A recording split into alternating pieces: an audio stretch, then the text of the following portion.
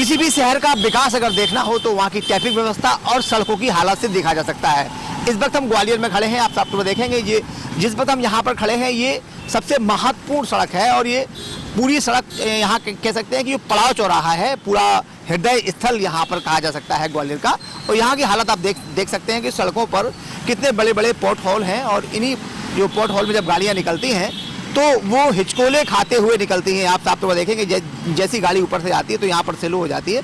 और इसके बगल में साफ तौर पर आप देखेंगे कि पूरा जो सड़क का निर्माण यहाँ पर हुआ है वो इतना घटिया हुआ है। और इस पुल को बने हुए ज़्यादा समय नहीं हुआ, मुश्किल से 1 या 2 साल हुए होंगे। इसके बावजूद हालत ये है और 3 से 4 बार यहाँ पर कह सकते हैं कि जो सड़क बनी है उसका मेंटेनेंस भी हो गया है, लेकिन इसके बावजूद भी सड़कों की हालत इतनी ज़्यादा दयनीय है कि जब लोग यहाँ से निकलते हैं तो निश्चित तौर पर नगर निगम को या PWD विभाग को कोसते हुए निकलते हैं। आप देखेंगे कितने बड़े बड़े यहाँ पर पॉट होल बने हुए हैं, बड़े बड़े गड्ढे बने हुए हैं। उसके बाद लोग यहाँ से निकल रहे हैं। सवाल सबसे बड़ा यही है कि जब ये सड़कें बनाई जाती हैं तो ये 6 महीने में या 1 साल में उखड़ क्यों जाती हैं। दूसरी बात ये है कि जो निर्माण एजेंसियाँ हैं और विकास के नाम पर कहीं भी पूरे शहर में कहीं भी गड्ढा खोद दिया जाता है, कहीं भी सीवर लाइन बिछा दी जाती है। इसके साथ साथ टेलीफोन कंपनियां हैं वो बराबर आए दिन कोई न कोई यहाँ पर जो सड़क है सड़कों में गड्ढे करती रहती हैं।